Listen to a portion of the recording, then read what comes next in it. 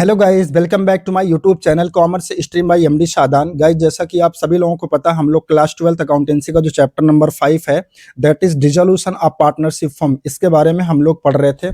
तो guys, last video में हमने क्वेश्चन नंबर 11 तक कर लिए थे। आई होप आपने हमारा लास्ट वीडियो देखा होगा और जो भी क्वेश्चन हमने डिस्कशन किए थे वो क्वेश्चन आपको समझ में आए होंगे। ठीक है, तो गाइस, आज के इस वीडियो में हम उसके आगे कंटिन्यू करेंगे, यानी आज की इस वीडियो में हम question number 12 and question number 13 देखेंगे। ठीक है, तो आइए सबसे पहले हम देखते हैं क्वेश्चन नंबर 12।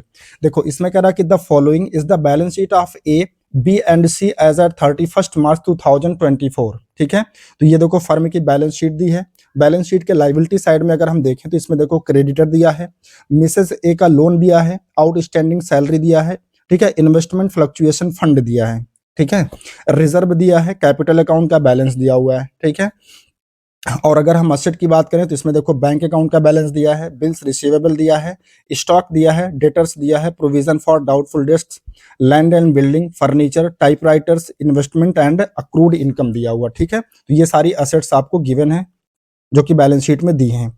इसके अलावा नीचे देखो अप से एडजस्टमेंट में कह रहा कि the profit and loss sharing ratio of the partners are 3:2:1। तो ये ओल्ड पार्टनर का, यानी कि ए बी एंड सी तीनों पार्टनर्स का क्या हो गया, ओल्ड पीएसआर हो गया। ठीक है, कह रहा कि the above date partners decide to dissolve the firm, यानी पार्टनर्स ने आपस में डिसीजन लिया कि चलो फर्म को बंद किया जाए, डिसॉल्व किया जाए। ठीक है, आगे कह रहा कि the assets realised were as follows. तो देखो असेट्स का जो रियलाइजेशन हुआ है कुछ इस तरीके से हुआ है। पहली एडजस्टमेंट में कह रहा कि bills receivable were realised at a discount of 5%, यानी जो बिल्स रिसीवेबल है उसका जो रियलाइजेशन हो रहा है वो 5% डिस्काउंट पर हो रहा है। ठीक है, आगे कह रहा है डेटर्स वर ऑल गुड, यानी डेटर्स जो हैं वो अच्छे हैं, तो प्रोविजन से कोई मतलब नहीं है, मतलब जितने भी डेटर हैं सबसे पूरा का पूरा पैसा मिल जा रहा है। ठीक है, आगे कह रहा कि स्टॉक रियलाइज्ड एट ₹32,000, यानी स्टॉक से जो हमें रियलाइज हो रहा है वो कितना हो रहा है, 32,000। और आगे कह रहा है कि land and building realised at 40% higher than the book value, यानी जो लैंड एंड बिल्डिंग है इसकी जो रियलाइजेशन वैल्यू है वो कह रहा है कि उसकी बुक वैल्यू से 40% ज्यादा पर हुआ है। ठीक है, तो देख लेंगे। सेकेंड एडजस्टमेंट में कह रहा कि furniture was sold for ₹6,000 by auction and auctioneers commissions amounted to ₹300, यानी जो फर्नीचर है उसे सोल्ड किया गया 6,000 में, किसको, ऑक्शन के द्वारा, और जो ऑक्शनर है उसने कमीशन लिया है 300 का। तो 6,000 में से ये 300 का जो कमीशन दिया गया इसको माइनस कर देंगे। ठीक है, इसका मतलब जो फर्नीचर है उसके रियलाइजेशन वैल्यू कितनी रही होगी, 5,700 रुपया, है ना। 6,000 में से 300 आप माइनस कर देंगे।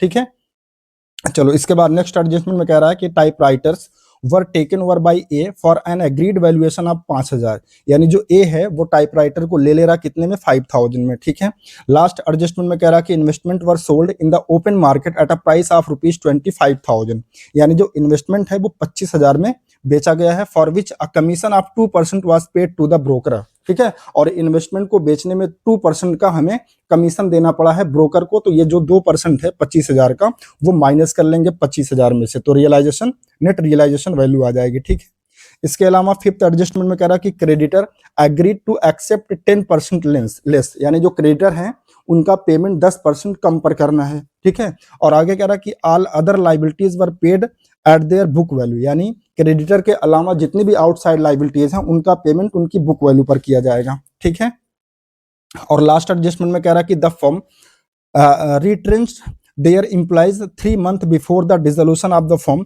and the firm had to pay ₹25,000 as compensation। मतलब देखो, जब पार्टनरशिप फर्म बनी होगी तो आपस में सबका एक एग्रीमेंट हुआ होगा कि कौन सा पार्टनर कितने समय तक हमारे पार्टनरशिप फर्म में रहेगा। तो एक कोई इंप्लॉय था जिसको 3 महीने पहले, यानी जो भी एग्रीमेंट हुआ था, ठीक है, उससे 3 महीने पहले ही उसको क्या दे दिया जा रहा है, रिट्रेंचमेंट, यानी कि उसको निकाल दिया जा रहा फर्म में से। ठीक है, जिसकी वजह से उसे फर्म को क्या करना पड़ रहा है, 25,000 का कंपनसेशन देना पड़ रहा है। भाई अगर हम किसी को समय से पहले निकाल देते हैं तो हमें उसके बदले में क्या देना पड़ता है, कॉम्पनसेशन देना पड़ता है। तो जैसा कि यहाँ पे 25,000 रुपया फर्म को पे करना पड़ रहा है। ठीक है, this liability was not appearing in the above balance sheet, और कह रहा है कि ये जो लाइबिलिटी है ये बैलेंस शीट में नहीं अपीयर हो रही है। तो कोई बात नहीं, बैलेंस शीट में अगर नहीं अपीयर हो रही, लेकिन ये 25,000 का जो कंपनसेशन पे हो रहा है इसका पेमेंट तो हम दिखाएंगे, है ना। नीचे कह रहा है कि close the books of the firm by preparing realisation account, यानी हमें रियलाइजेशन अकाउंट बनाना है, पार्टनर्स का capital account and bank account बनाना, तीनों चीजें हमको बनानी है। ठीक है, तो वेरी सिंपल, कोई बड़ी डील नहीं है। आइए देखिए, सबसे पहले हम बनाते हैं रियलाइजेशन अकाउंट। तो गाइज सबसे पहले हम रियलाइजेशन में क्या करेंगे, बैलेंस शीट में जितनी भी असेट दी हैं उनकी बुक वैल्यू पर उसको हम यहाँ पे डेबिट में ट्रांसफर कर लेंगे। जैसे कि बिल्स रिसीवेबल दिया बैलेंस शीट में, ठीक है, असेट साइड कितना 12,000 का, वो हमने ट्रांसफर कर दिया। स्टॉक दिया है 40,000 का, वो हमने ट्रांसफर कर दिया। डेटर दिया है 40,000 का, वो हमने ट्रांसफर कर दिया। और जो प्रोविजन दिया है 4,000 का, उसको हम क्रेडिट साइड में ट्रांसफर करते हैं। ये बात आपको पता है पहले से ही, ठीक है। फिर इसके बाद लैंड एंड बिल्डिंग दिया हुआ है 50,000 का, इसको हमने ट्रांसफर कर लिया डेबिट साइड में। फर्नीचर दिया है 10,000 का, इसको हमने ट्रांसफर कर लिया। टाइपराइटर्स दिया है जो कि ये असेट है, इसको भी हमने ट्रांसफर कर लिया कहाँ, डेबिट साइड में। और इन्वेस्टमेंट दिया है कितना 28,500 का, इसको भी हमने ट्रांसफर कर लिया। और एक असेट और है अक्रूड इनकम, ठीक है, अक्रूड इनकम, ये भी एक असेट है, इसको भी हमने डेबिट साइड में ट्रांसफर कर लिया, ठीक है। तो जितनी भी असेट्स क्वेश्चन में दी थी बैंक को छोड़ करके, क्योंकि बैंक का हम क्या बनाते हैं, एक सेपरेट अकाउंट बनाते हैं, तो उसको छोड़ करके बाकी असेट्स को हमने क्या किया, रियलाइजेशन के डेबिट में ट्रांसफर कर लिया उनकी बुक वैल्यू पर, ठीक है। अब इसके बाद बैलेंस शीट के लाइबिलिटी में जितनी भी आउटसाइड लाइबिलिटीज दी हैं उनको भी उनकी बुक वैल्यू पर रियलाइजेशन के क्रेडिट में ट्रांसफर कर दिया जाएगा, जैसा कि हम पिछले सारे क्वेश्चंस में करते आए। जैसे कि क्रेडिटर दिया है कितने का, 30,000 का, वो हमने ट्रांसफर कर लिया। मिसेस ए का लोन दिया, तो मिसेस ए का जो लोन है ये क्या माना जाता है, आउटसाइड लाइबिलिटीज माना जाता है, तो इसको भी हमने उसकी बुक वैल्यू यानी कि 20,000 पर ट्रांसफर कर लिया। इसके अलावा आउटस्टैंडिंग सैलरी दिया 8,000 का, ये भी एक आउटसाइड लाइबिलिटीज है, इसको भी हमने ट्रांसफर कर लिया, ठीक है। और देखो क्वेश्चन में एक दिया था इन्वेस्टमेंट फ्लक्चुएशन फंड 10,000 का, लेकिन याद रखना इसको हम तभी ट्रांसफर करते हैं जब बैलेंस शीट में, बैलेंस शीट के असेट साइड में इन्वेस्टमेंट भी दिया हो। तो देखो बैलेंस शीट में इन्वेस्टमेंट भी दिया था, है ना, तो इसलिए हम यहां पर क्या करेंगे, इन्वेस्टमेंट फ्लक्चुएशन फंड को भी ट्रांसफर करेंगे। अगर बैलेंस शीट में इन्वेस्टमेंट ना दिया होता तो ये फंड यहां पे ट्रांसफर ना करते, इस बात को आप ध्यान रखिएगा, ठीक है। क्योंकि यहाँ पे इन्वेस्टमेंट की वैल्यू दी है असेट साइड में, इसलिए हम इन्वेस्टमेंट फ्लक्चुएशन फंड को भी ट्रांसफर कर दिए हैं, ठीक है। चलो इसके बाद हम रियलाइजेशन करते हैं एडजस्टमेंट को पढ़ करके। तो आइए सबसे पहली एडजस्टमेंट हम पढ़ते हैं। देखो पहली एडजस्टमेंट में कह रहा था कि जो bill receivable were realised at discount of 5%, ठीक है, यानी बिल्स रिसीवेबल से हमें 5% डिस्काउंट पे पैसा रियलाइज हो रहा है।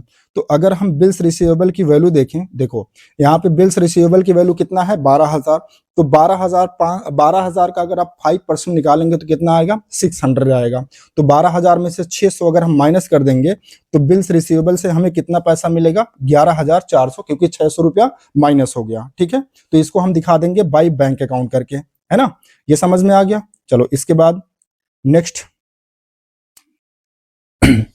हाँ, उसके आगे देखो कह रहा है डेटर्स वर ऑल गुड, यानी जो डेटर हैं वो सारे के सारे अच्छे हैं, किसी से कोई बैड डेट्स नहीं होना है। तो सारे के सारे डेटर का जो अमाउंट है उनसे पूरा का पूरा अमाउंट रियलाइज होगा, ठीक है। तो देखो डेटर की वैल्यू यहाँ पे कितना दी है 40,000, तो इसका मतलब पूरा का पूरा 40,000 हमको रियलाइज होगा। तो यहाँ पे देखो हमने दिखा दिया डेटर की वैल्यू कितना, पूरा 40,000, ठीक है।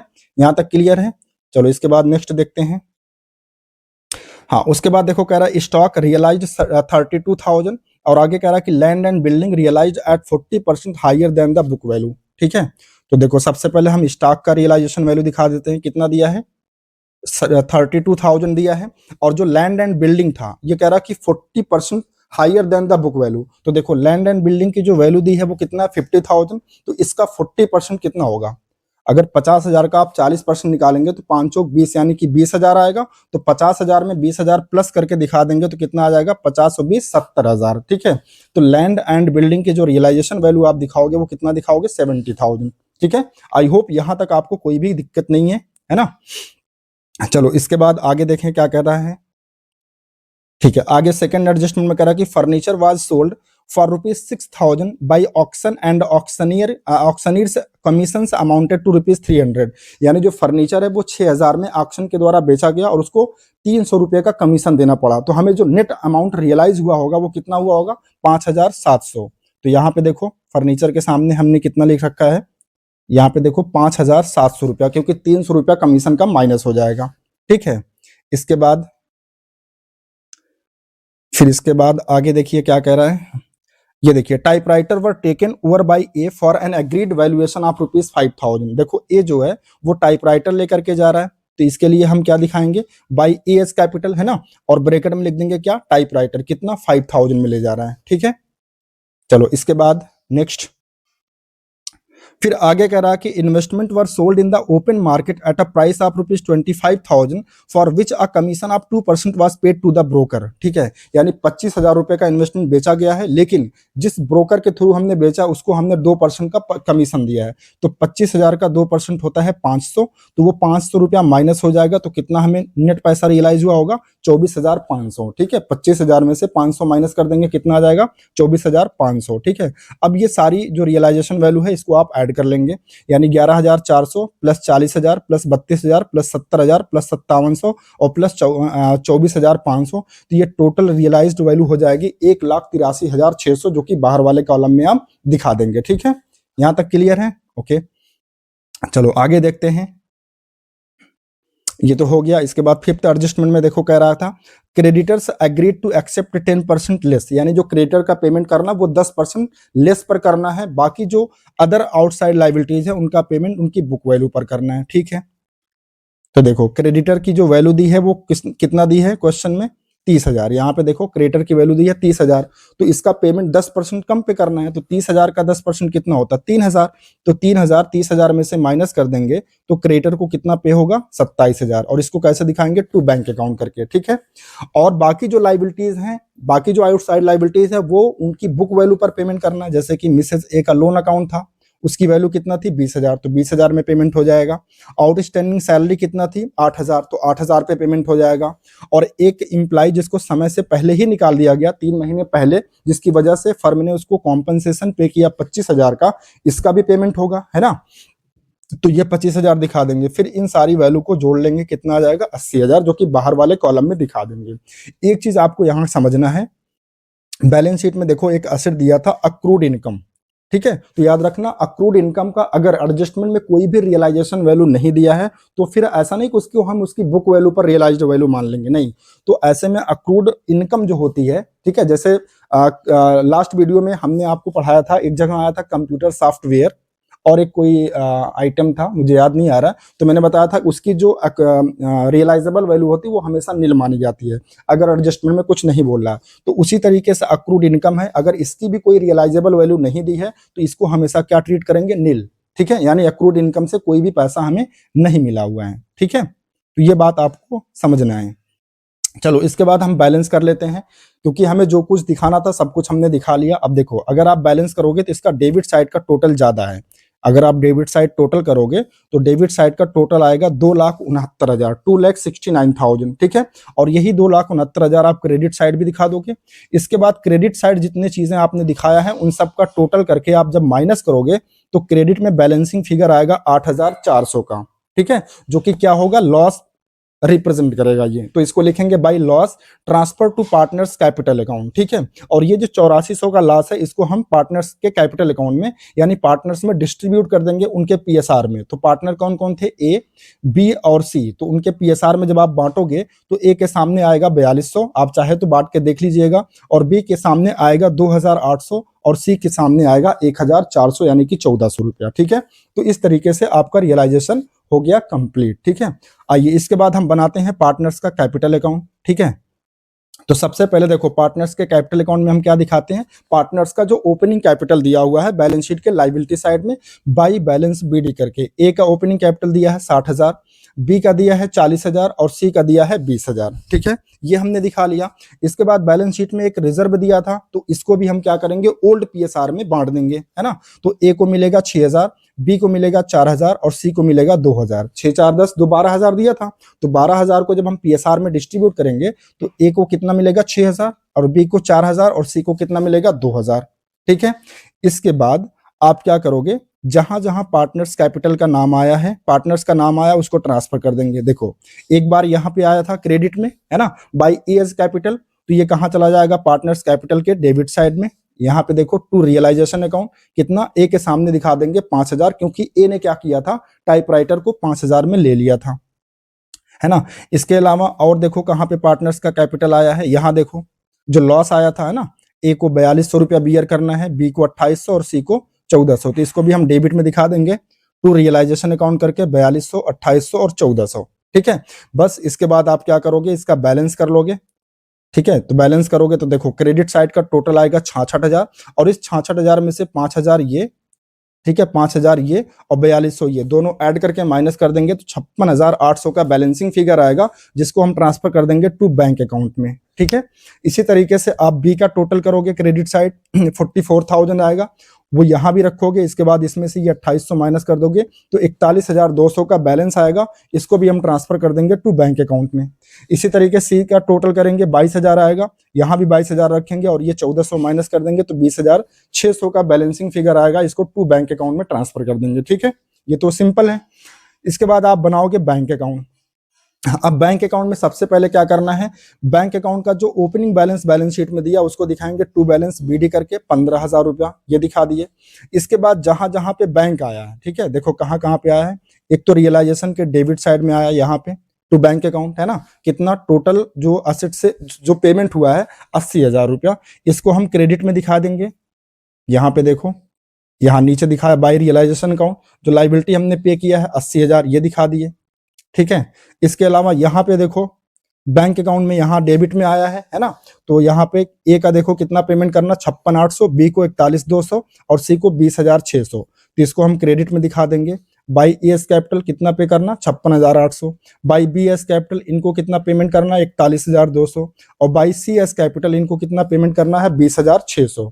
इसके अलावा रियलाइजेशन में देखो डेबिट साइड में भी बैंक आया था, जो असेट से पैसा रियलाइज हुआ था, है ना, बाई बैंक करके दिखाया गया कितना 1,83,600, तो ये कहाँ चला आएगा डेबिट साइड में। ठीक है, ये डेबिट साइड में आ जाएगा टू रियलाइजेशन अकाउंट करके, और ब्रैकेट में रेफरेंस के लिए लिख देंगे असेट से रियलाइज्ड, कितना रियलाइज हुआ था 1,83,600। इसके बाद आप इसका टोटल कर लेंगे तो डेबिट साइड टोटल आएगा 1,98,600 और क्रेडिट का जब आप टोटल करेंगे तो क्रेडिट में भी आएगा 1,98,600, यानी बैंक अकाउंट टैली कर गया, इसका मतलब क्वेश्चन आपका सही है। ठीक है, तो आई होप गाइस आपको क्वेश्चन नंबर 12 समझ में आ गया होगा। आइए इसके बाद हम देखते हैं क्वेश्चन नंबर 13। ठीक है, देखो क्वेश्चन नंबर 13 में कह रहा है कि following is the balance sheet of Ramji Lal and Panna Lal as at 31 March 2024। ये देखो फर्म की बैलेंस शीट है, कैपिटल अकाउंट का बैलेंस दिया है रामजी लाल का और पन्ना लाल का, ये तो कैपिटल अकाउंट में जाएगा। रिजर्व दिया है, ये भी कैपिटल अकाउंट में जाएगा। वर्कमैन कंपनसेशन रिजर्व दिया है, अब इसमें देखना है अगर कोई भी क्लेम हुआ होगा तो उससे सेटल करेंगे, नहीं तो कैपिटल अकाउंट में ट्रांसफर कर देंगे। क्रेडिटर दिया है, ये तो रियलाइजेशन में जाएगा। बिल्स पेबल ये भी रियलाइजेशन में जाएगा। गुडविल ये भी रियलाइजेशन में जाएगा। मशीनरी रियलाइजेशन में जाएगा। प्लांट रियलाइजेशन में। डेटर ये भी रियलाइजेशन में। प्रोविजन रियलाइजेशन में। और बैंक तो बैंक अकाउंट का ओपनिंग बैलेंस हो जाएगा। ठीक है, नीचे देखो एडजस्टमेंट में कह रहा है कि they decided to dissolve the firm, assets are realised as follow. ठीक है, पहला machinery 10% less than the book value. ठीक है, प्लांट 12,500 एंड गुडविल 25-20। ठीक है, सेकंड एडजस्टमेंट में कह रहा है कि Ramji Lal is to take over debtors amounting to ₹6,800 at 6,000, यानी जो रामजी लाल हैं वो 6,800 रुपए का डेटर कितने में ले रहे हैं, 6,000 में ले रहे हैं। फिर कह रहा है कि remaining debtors were realised for 90% of the book value, बाकी जो रिमेनिंग डेटर्स बचेंगे यानी जो टोटल डेटर होगा उसमें से 6,800 माइनस कर देंगे, जो रिमेनिंग डेटर बच रहा है कह रहा कि उससे हमें 90% रियलाइज हुआ। ठीक है, इसको भी देख लेंगे। थर्ड एडजस्टमेंट में कह रहा कि the bill payable of ₹2,600 to be assumed by Panna Lal at that figures. ठीक है, यानी पन्ना लाल ने क्या किया है, जो बिल पेबल का पेमेंट करना था उसकी जो गारंटी है पेमेंट करने की वो पन्ना लाल ने ले लिया, तो इसको हम रियलाइजेशन के डेबिट में दिखा देंगे तो पन्ना लाल से कैपिटल अकाउंट करके। और फिर फोर्थ एडजस्टमेंट में कह रहा कि creditors are paid off at discount of 10%। ठीक है, क्रेडिटर का पेमेंट 10% डिस्काउंट पे करना है। फिर नेक्स्ट कह रहा कि an amount of ₹2,500 had to be paid for workman compensation paid. अब देखो वर्कमैन कंपनसेशन जो रिजर्व यहाँ पे है वो 2,000 है, लेकिन क्लेम कितने का हो गया, लाइबिलिटी कितने हो गई 2,500 की, तो अब इस रिजर्व को भी हमें कहाँ दिखाना पड़ेगा, रियलाइजेशन में। इस बात को ध्यान रखना, अगर कोई भी क्लेम ना हुआ होता तो गाइस आप क्या करते, इसको पूरा का पूरा आप कहाँ ट्रांसफर कर देते, कैपिटल अकाउंट में। ठीक है, लेकिन क्योंकि यहाँ पे लाइबिलिटी भी क्रिएट हुई है, वो भी क्या हुई है उससे ज्यादा, जितने का रिजर्व है उससे ज्यादा, तो अब क्या करना पड़ेगा, इसको आपको ट्रांसफर करने पड़ेगा पहले रियलाइजेशन के क्रेडिट में, फिर ये जो पेमेंट करना है 2,500 का इसको रियलाइजेशन के डेबिट में। ठीक है, तो अभी इसको भी हम देख लेंगे। और लास्ट एडजस्टमेंट में कह रहा कि the liquidation expenses amounted to 1000, liquidation expense किया गया 1000 का, इसका भी पेमेंट कर दिया जाएगा। You are required to show the realisation account, capital account and bank account. तो ये भी सिंपल क्वेश्चन है, कोई बड़ी डील नहीं है। तो आइए सबसे पहले हम बनाते हैं रियलाइजेशन अकाउंट, ठीक है गाइज। तो देखो रियलाइजेशन अकाउंट में सबसे पहले जो असेट्स दी हैं बैलेंस शीट्स में, उसको उनकी बुक वैल्यू पर ट्रांसफर कर लें। जैसे कि टू गुडविल, गुडविल दिया है 4000 का, इसको ट्रांसफर कर लिया। मशीनरी दिया है 6000 का, इसको ट्रांसफर कर लिया। प्लांट दिया है 12800 का, इसको ट्रांसफर कर लिया। और डेटर की वैल्यू दी है 10800, इसको हमने ट्रांसफर कर लिया, ठीक है। क्रेडिट साइड में आ जाओ, प्रोविजन दिया था 800 का, इसको ट्रांसफर कर लिया। क्रेडिटर्स दिए थे 5400, इसको हमने ट्रांसफर कर लिया। और बिल्स पेबल दिया था 2600 का, इसका हमने ट्रांसफर कर लिया, ठीक है। अब इसके बाद हम एडजस्टमेंट पढ़ते हैं, एक एक एडजस्टमेंट पढ़ेंगे और करते जाएंगे। मशीनरी का जो रियलाइजेशन वैल्यू दिया वो कह रहा है कि 10% less than the book value, ठीक है। प्लांट 12500 और गुडविल 2520, ठीक है। चलो तो देखो हम सबसे पहले यहाँ पे हेडिंग डालेंगे बाय बैंक अकाउंट। मशीनरी का पेमेंट कैसे किया जाएगा, 10% कम पर। मशीन की वैल्यू कितना है, देखो यहाँ पे 6000 दी है, तो 6000 का 10% कितना होता है 600। तो 6000 में से 600 माइनस कर देंगे, कितना आ जाएगा 5400। और प्लांट की रियलाइजेशन वैल्यू दी है 12500, गुडविल की रियलाइजेशन वैल्यू दी है 2520, ठीक है। इतना समझ में आ गया। इसके बाद डेटर के केस में देखो कह रहा था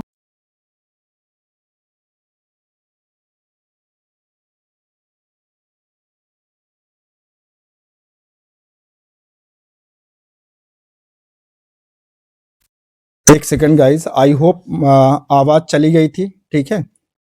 क्योंकि जो माइक है हमारा वो डिस्चार्ज हो गया था, हमने दूसरा माइक यूज किया है। चलो एक बार हम फिर से आपको शुरू से बता देते हैं। देखो एक बार इस क्वेश्चन को हम फिर से बता देते हैं, अगर आवाज चली गई होगी, ठीक है। मुझे नहीं पता कहाँ पे गई है। देखो तो ये क्वेश्चन नंबर 13 में कह रहा था, following is the balance sheet of Ramji Lal and Panna Lal as at 31 March 2024।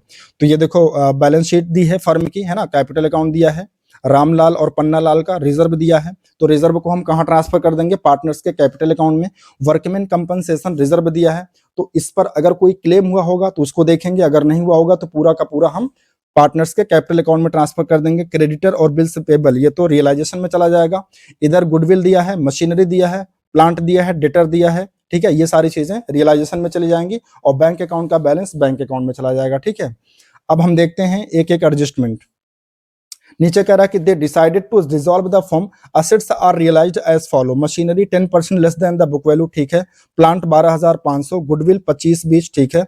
Second adjustment कह रहा है कि Ramji Lal is to take over debtors amounting to ₹6800 at 6000।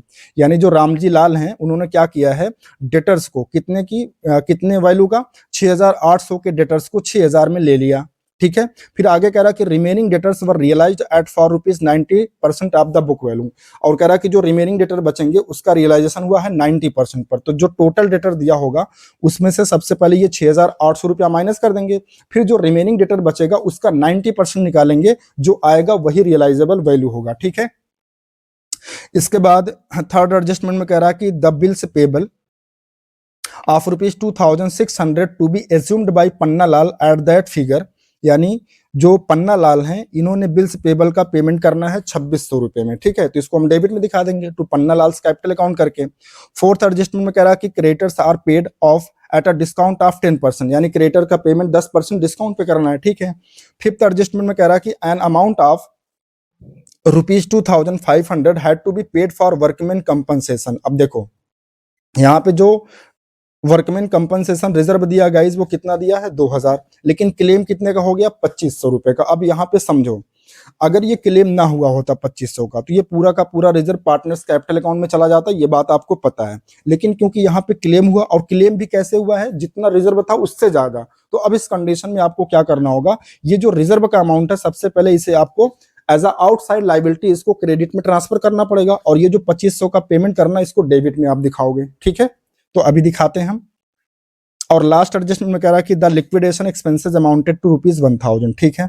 चलो आइए, यहाँ पे आपको बनाना है रियलाइजेशन अकाउंट, कैपिटल अकाउंट और बैंक अकाउंट, ठीक है। तो सबसे पहले हम रियलाइजेशन अकाउंट बनाएंगे कैसे, जो असेट्स दिए हैं बुक में, ठीक है, उसको हम सबसे पहले रियलाइजेशन के डेबिट में ट्रांसफर कर देंगे उनकी बुक वैल्यू पर। जैसे कि गुडविल दिया 4000 का, मशीनरी दिया 6000 का, प्लांट दिया है 12,800 का, डेटर दिया है 10,800 का, इसको हमने ट्रांसफर कर लिया। और क्रेडिट साइड में प्रोविजन फॉर डाउटफुल डेट्स 800 का दिया था, ये ट्रांसफर हो जाएगा।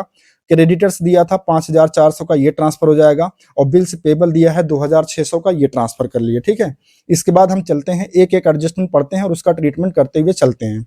देखो, पहली एडजस्टमेंट दी है, मशीनरी की जो रियलाइजेशन वैल्यू है वो कह रहा है कि 10% less than the book value, और प्लांट 12,500, गुडविल 25-20। ठीक है। तो देखो, सबसे पहले हम मशीनरी का रियलाइजेशन वैल्यू दिखाएंगे यहाँ पे क्रेडिट में बाई बैंक अकाउंट करके। देखो, मशीन की वैल्यू कितना, 6,000, 10% कम पे रियलाइज हो रहा है, तो 6,000 का 10% कितना होता है, 600। तो 6,000 में से 600 माइनस कर देंगे, कितना आएगा, 5,400। ठीक है। इसके बाद प्लांट की जो रियलाइजेशन वैल्यू दी है वो दी है 12,500, तो इसको ऐसे ही दिखा लेंगे। गुडविल की रियलाइजेबल वैल्यू दी है 25-20, इसको भी हमने ऐसे दिखा लिया। अब आओ, एक असेट्स और बचती है, डेटर, उसके बारे में देख लेते हैं। तो देखो, डेटर के बारे में कह रहा था कि Ramji Lal is to take over debtor amounting to ₹6,800 at ₹6,000। यानी जो रामजी लाल हैं, जो कि एक पार्टनर हैं, उन्होंने क्या किया, 6,800 के डेटर को 6,000 में ले लिया। तो पहले हम इसको दिखा देते हैं, by Ramji Lals capital account करके। यहाँ देखो, by Ramji Lals capital account करके, और रेफरेंस के लिए ब्रैकेट में डेटर हमने लिख दिया। 6,800 का डेटर कितने में लिया है, 6,000 में। ठीक है, तो कितने में वो ले जा रहे हैं वो दिखाना, कितने में था उससे हमें नहीं मतलब है। तो 6,000 ये हमने दिखा दिया। बाकी जो रिमेनिंग डेटर बच रहा, कह रहा उसका रियलाइजेशन हुआ 90% पर।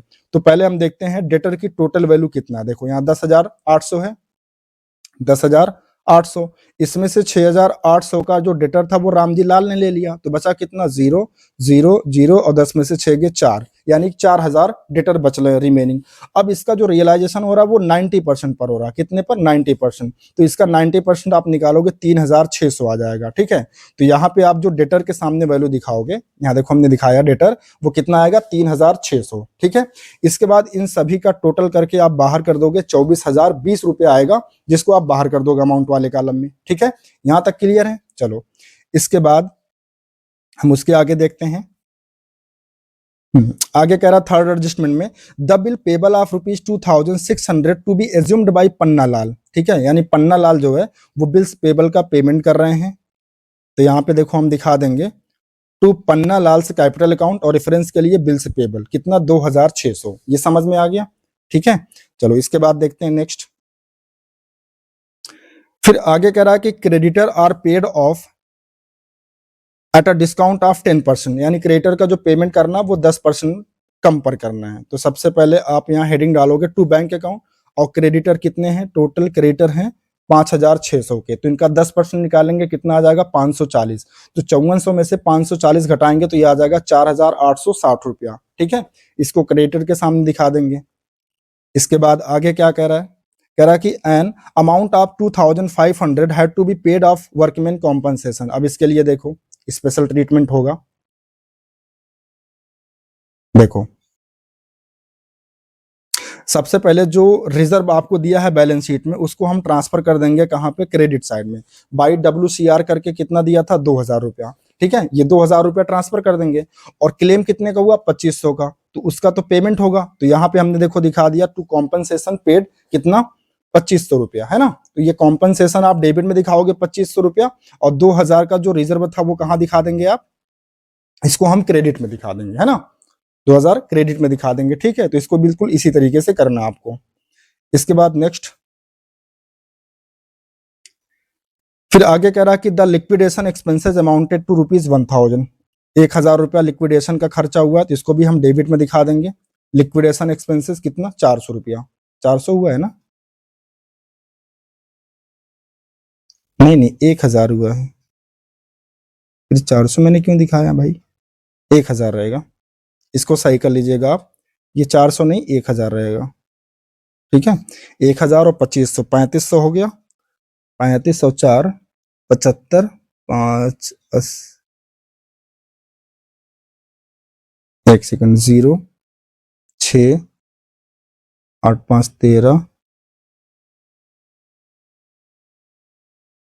4,800 कैसे आया देखते हैं, यहाँ 1,000 रहेगा, ये हो जाएगा 0, 6, 6 हो जाएगा, 8, 5, 13, 4, 17, 77, 400 क्यों दिखाया गया, एक सेकंड देखते हैं। To liquidation expenses amounted to 1000।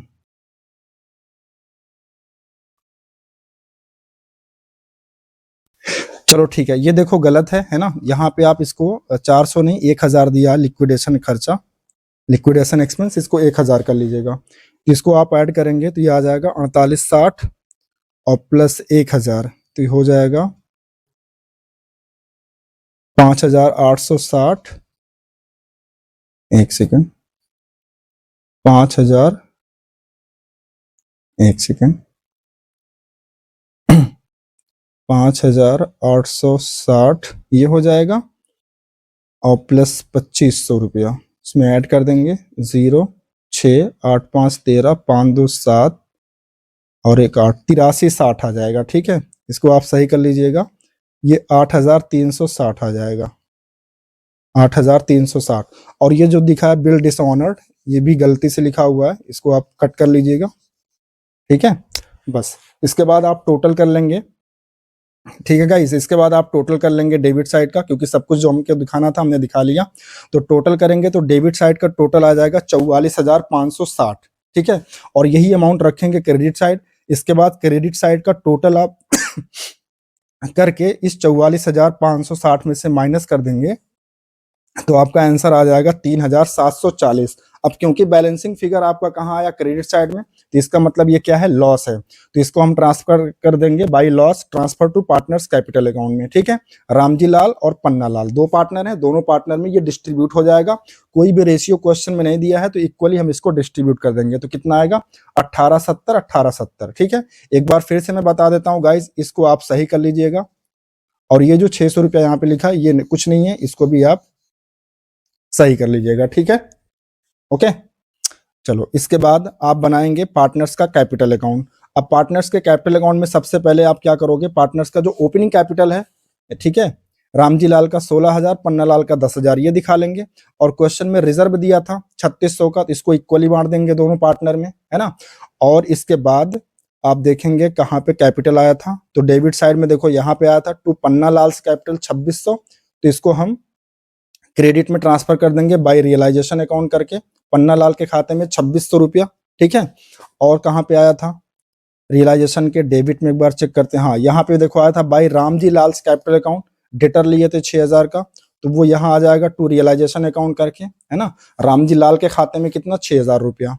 इसके अलावा जो लॉस हुआ था रियलाइजेशन पर वो डेबिट में आ जाएगा टू रियलाइजेशन अकाउंट करके 1870 1870। ठीक है, इसके बाद इसका बैलेंस कर लेंगे। तो देखो क्रेडिट साइड में रामजी लाल का टोटल आएगा 17,800, इसमें से ये 6,000 प्लस 1870 माइनस कर देंगे तो 9,930 रुपए आएगा, जो कि बैंक अकाउंट में ट्रांसफर हो जाएगा। इसी तरीके से पन्ना लाल का टोटल कर लेंगे, क्रेडिट साइड 14,400 आएगा, इस 14,400 में से ये 1870 माइनस हो जाएगा तो बैलेंसिंग फिगर आएगा 12,530, इसको हम टू बैंक अकाउंट में ट्रांसफर कर देंगे। ठीक है, इसके बाद हम बनाएंगे बैंक अकाउंट। अब बैंक अकाउंट में सबसे पहले टू बैलेंस बीडी करके ओपनिंग बैलेंस दिखा लेंगे जो बैलेंस शीट में था 6,800। ठीक है, इसके बाद क्रॉस पोस्टिंग कर लेंगे जहां जहां बैंक अकाउंट आया है। देखो एक तो यहाँ आया था, है ना, डेबिट साइड में 9930 और 12,530, इसको हम ट्रांसफर कर लेंगे by Ramji Lal capital account करके 9930 पेमेंट करना है, पन्ना लाल को 12,530 का पेमेंट करना है। ठीक है, इसके अलावा आपका कहाँ आया था बैंक, ये देखो यहाँ पे क्योंकि दिखाए थे तो इसलिए वहां भी बैंक अकाउंट में ट्रांसफर हो गया, तो इसको आप हटा देंगे। ठीक है, इस 600 को आप हटा देंगे यहाँ से, इस 600 को आप यहाँ से हटा देंगे। और जो असेट्स रियलाइज हुआ था वो कितना हुआ था, 24,020। ठीक है, तो टोटल करेंगे 0 2 8 6 4 10 2 1 3 30,820, और इधर भी टोटल कर लेंगे 0 3 3 6 और 6 12 2 और फिर इसके बाद 9 1 10 5 15 5 20 2 22। ठीक है, 2, हाँ 30,800 रुपया इधर भी आपका आ जाएगा। ठीक है, इस तरीके से आपका जो बैंक अकाउंट है वो टैली कर जाएगा। इसका मतलब ये क्वेश्चन आपका सही है। ठीक है, तो आई होप गाइस आपका जो क्वेश्चन नंबर 12 है और जो 13 है ये आपको समझ में आया होगा। ठीक है, हाँ थोड़ा सा बीच में माइक की आवाज चली गई थी, माइक डिस्चार्ज हो गया था, मैंने ध्यान नहीं दिया। तो वो आप अपने हिसाब से देख लीजिएगा, इधर रिवर्स करके वीडियो को, आपको सारी चीज़ें क्लियर हो जाएंगी। अगर कोई भी कंफ्यूजन होती है प्लीज़ हमको कमेंट करके ज़रूर बताइएगा, हम आपकी जो कंफ्यूजन है उसको हम दूर कर देंगे, ठीक है। तो गाइज आज के लिए बस इतना ही, मिलते हैं आपसे नेक्स्ट वीडियो में नेक्स्ट क्वेश्चन के साथ, तब तक के लिए thank you so much guys.